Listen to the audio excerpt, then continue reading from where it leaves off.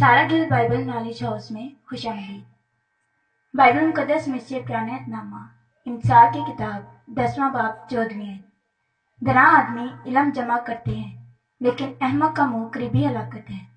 I am Bible student Sadia Mir John from SGBKH।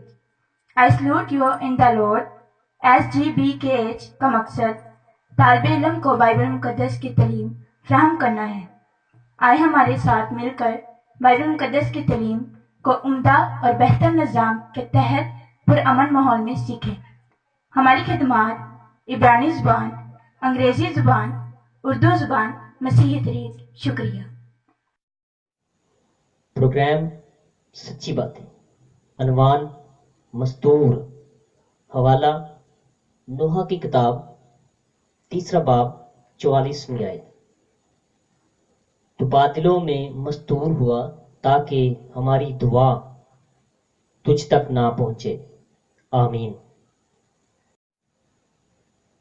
The book of Lamentations, chapter number 3, verse number 44.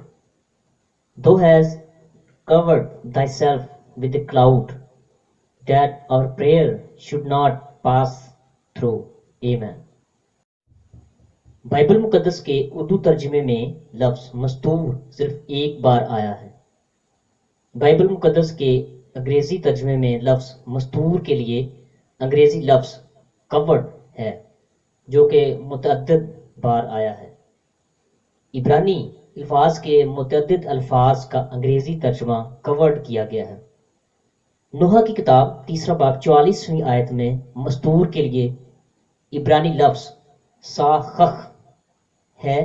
ये लफ्ज़ verb है। अरबी लफ्ज़ मस्तूर का मतलब है छुपा हुआ, पोशीदा, मख्फी, खुफिया, छुपाया हुआ। तलफ़्फ़ुज़ मस्तूर। हर नफ्स इकबाल तेरा आह में मस्तूर है, सीना सुजा तेरा फरियाद से मामूर है। आमीन।